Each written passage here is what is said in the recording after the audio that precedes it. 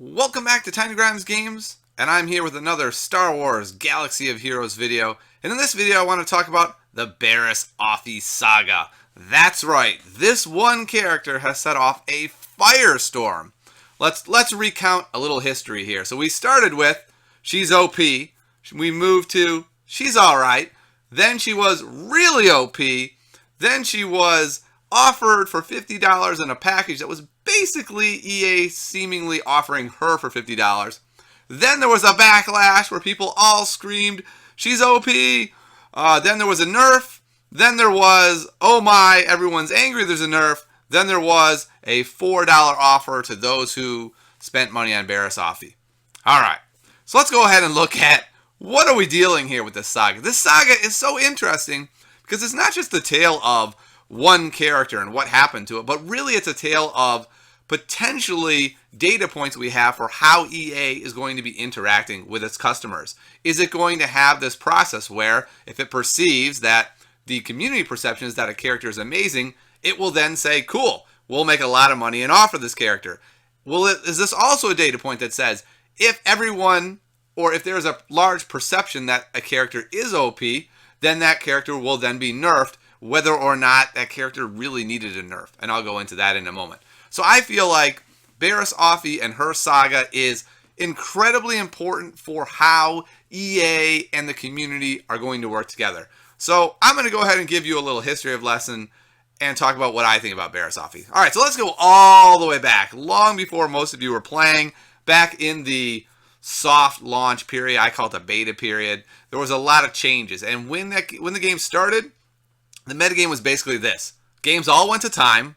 No one ever could kill people because healers were too darn good. And people quickly realized, oh my goodness, Barriss Offee is insane. Because in a meta where people don't really die, and maybe if you kill one guy, then you win the draw, that's great because you just have guys with more health. So she was quickly labeled as really insanely good. The meta then shifted to an AoE heavy damage meta, and Barriss Offee pretty much fell off the charts entirely because she could be just killed by the Jawas and their fast AoEs. Now we move to the metagame we have now, which is a pretty balanced metagame in which healers can be important.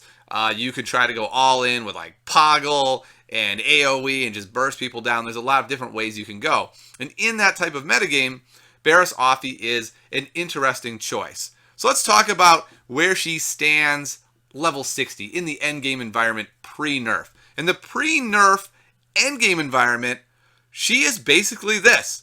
A one-trick pony, a one-dimensional character. What does she do? She lets you do a really cool heal that gets around healing immunity because it's an equalization, it's not actually a heal. So in the endgame, she has no stuns, she has no debuffs, she has no ability blocks, she has no damage. All she does is heal. You know how you handle a one-trick pony? You just ability block them, then they can't do anything. So basically the bottom line is, in the end game for level 60s, even pre-nerf, Barriss Offee wasn't that good. There were some people using her. She definitely had a role as that one-trick pony, but a lot of people had gotten away from her and said, you know, not having any damage, she's just not good enough. Okay, so I could sit here and say, as an endgame player, oh, the nerf was totally unnecessary. However, that's only part of the story. Where the story is really interesting is that where she was offered, which is to newer players, right? So a new player enters the game, they're level 5. They can buy Barriss Offee, a 4-star baller healer to throw with their Chewbacca.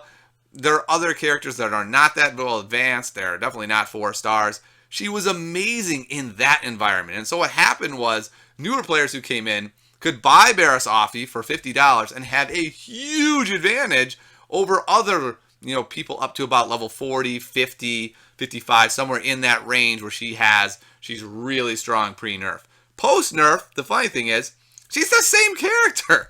She's still this mono character that only heals. Her heal is not that much worse. She still gets around healing immunity. She still heals a fair amount just when she attacks. The big difference is that instead of having a monster heal in addition to the equalization, she has a minor heal in addition to the equalization. But what makes her so good is still the same thing. That at low levels you could take a character like Chewbacca, taunt them, they couldn't kill him down before it could get back to Barriss Offee. They would then heal him all the way back up and have to do it all over again. The nerf didn't change that at all. What has really changed is that right about the same time that they're looking at nerfing Barriss Offee, a lot of people are progressing to the point where she's not as good anymore. So having everything sort of coalesce here, where we have people saying she's OP because she was OP.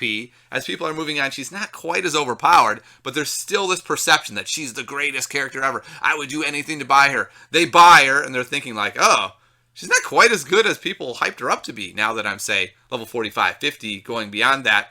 Then on top of that, she gets nerfed, and you're like, what? I spent $50 for this character that wasn't that great to begin with? But other people are still complaining how good she is because they haven't realized the closer we get to the end game, she's not that great. And now they nerf the character I paid $50 for? You've got to be kidding me.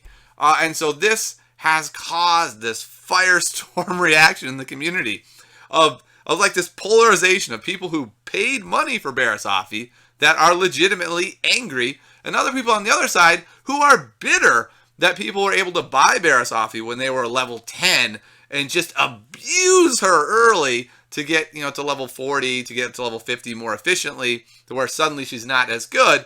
But there's this really interesting community reaction to her because she's such a great early game character, a decent mid game character, and late game not that great. So I feel like it's been really interesting to watch this all unfold. As someone who's been in the end game the whole time, because I was in the soft launch period, I knew going in, oh wow, they're trying to get $50 for Barriss Offee. She is not that good. But other people had the perception because she was good for their spot that they did pay for it. All right, so let's talk about Barriss Offee now.